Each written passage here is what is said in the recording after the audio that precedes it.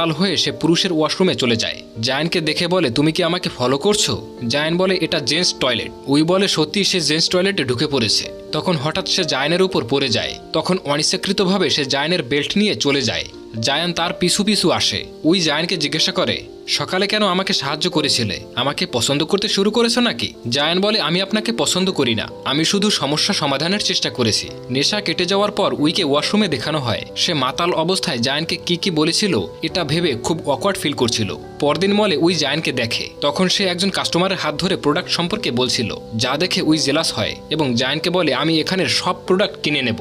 জায়ান তাকে বাহিরে নিয়ে আসে এবং বলে, এসব কেন করছেন? উই বলে, আমি তো তোমার সেলস বাড়াতে সাহায্য করেছি। এই বলে সে জায়ানকে মার্কেটিং ম্যানেজার পদে প্রমোশন দিতে চায়, কিন্তু জায়ান তাকে মানা করে দিয়ে বলে, আসলে আপনি আমাকে পছন্দ করেন, তাই আমাকে অন্য মেয়েদের সাথে দেখে আপনি জেলাস ফিল করেছেন। তখনই শপের আরেকজন এমপ্লয়ের সাথে কাস্টমারের ঝগড়া লেগে যায়, তাই জায়ান তার সমাধান করতে ভেতরে চলে আসে। উই মনে মনে বলে, পৃথিবীতে এই প্রথম ব্যক্তি যে আমাকে রিজেক্ট করে দিয়েছে। পরবর্তী সিনে উইকে জিমে দেখানো হয়। তার জিম ট্রেনার ও তার বন্ধু ইয়ং তাকে পছন্দ করে। সে সবসময় তাকে পটানোর জন্য নতুন নতুন কৌশল অবলম্বন করে। প্রতিদিনের মতো আজও যখন তাকে সে ইমপ্রেস করার চেষ্টা করছিল, তখন উই রেগে যায়। ইয়াং তখন জিজ্ঞাসা করে, আজ এত রেগে আসো কেন? উই বলে, শপিং মলে আজ একজন নতুন এমপ্লয় এসেছে। সে নিজেকে অনেক বেশি হ্যান্ডসাম মনে করে, তাকে উচিত শিক্ষা দিতে হবে। এরপর মলে ইউজি এবং আরেকজন কর্মী ইউ এর সম্পর্কে কথা বলছিল।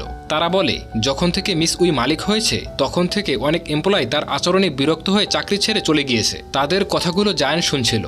তখনই মলে কয়েকজন লোক এসে ভাঙচুর করতে শুরু করে এবং বলে, এই মলের সমস্ত প্রোডাক্ট নকল এবং দামও অনেক বেশি। উই এসে বলে, এসব বন্ধ করো আর এখান থেকে তোমরা চলে যাও। কিন্তু তারা তখন উইয়ের সাথে বাজে আচরণ করছিল এবং তাকে মারতে যায়। তখন জায়ান তাদেরকে মেরে উইকে নিয়ে সেখান থেকে পালিয়ে যায়। জায়ান বলে, আপনি সবার সাথে উচ্চস্বরে কথা বলেন, এই জন্যই কেউ আপনাকে পছন্দ করে না। কিন্তু উই তার